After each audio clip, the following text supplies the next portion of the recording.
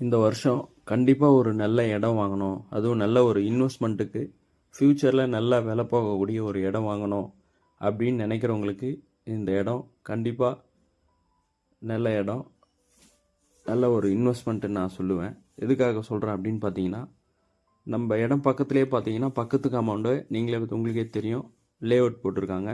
அந்த இடம் பக்கத்தில் கரெக்டாக நமக்கு 42 சென்ட் புஞ்சை லேண்டு வந்திருக்கு சேல்ஸுக்கு. இது பார்த்தீங்கன்னா திருக்கேழ்குன்றத்துலேருந்து கரெக்டாக ஒரு 7 கிலோமீட்டர் டிஸ்டன்ஸில் இருக்குது.